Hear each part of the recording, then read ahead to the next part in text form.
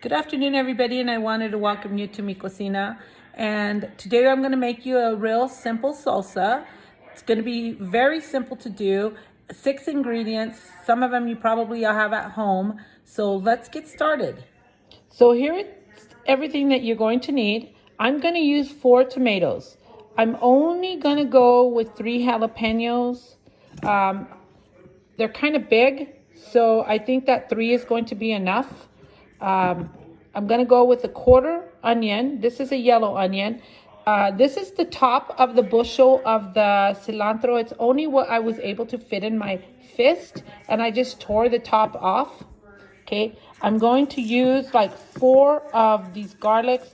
They're pretty small, that's why I'm going to go with 4. Okay, I'm going to boil the tomatoes and the jalapeños until the jalapeno changes color, okay? And I'll show that to you when it's happening. And then I'm going to use just a pinch of salt. This is sea salt. I bought it at a Mexican store. You can get it anywhere. You can use just table salt, but it's just going to be for taste. So let's get started on boiling it. So here we go. This is the tomatoes and the jalapenos boiling. Okay, so look at the difference that the chili looks when they're cooked. Okay, this is raw. This one is cooked. So I know that they're absolutely ready to go to the blender. Also the tomatoes, the peels are coming off the tomato. You can peel them if you choose. I never do. It just consumes more time. They taste the same. I've never felt it took any taste away or added. So there's no difference in it. So there they are. It is ready. I boiled them for about 15 minutes on medium high. So now I'm just going to add it to the blender. Okay, I've let it cool off for a little bit, and I'm going to add it to the blender. I've already, if you see, I cut the onion in smaller pieces and also the cilantro. I just put it at the bottom, and so when I add the hot tomatoes and the jalapenos to that, they're not too hot. They've cooled off a little, and then I add some of the hot water that's still there. It'll help cook what's in the blender. You don't want it overcooked. Okay, so now I've filled everything in, and then I'm going to only bring some of that juice up to maybe right there. Okay, that brings it up halfway. Okay, so then I'm going to just check. I did take the stems off the jalapenos. Okay, and then I'm just going to add a pinch of salt. Okay, not more than that. Don't want it too salty.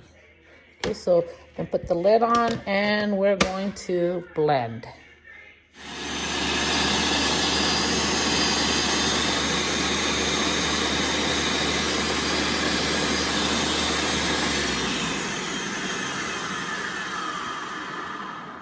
So I'm going to sit here and watch it and wait for it to get to the texture that I really like. And this is what I like for my salsa.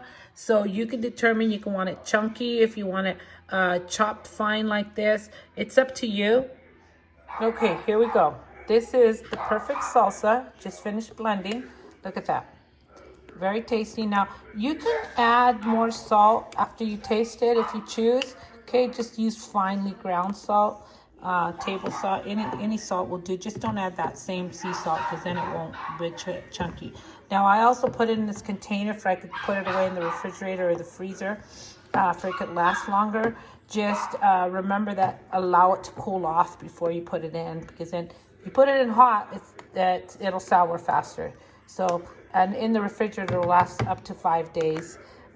Doesn't last that long around here, but that's what it'll last. So I hope you try this recipe and enjoy it, and come back and see some of my other videos. Thank you. Bye.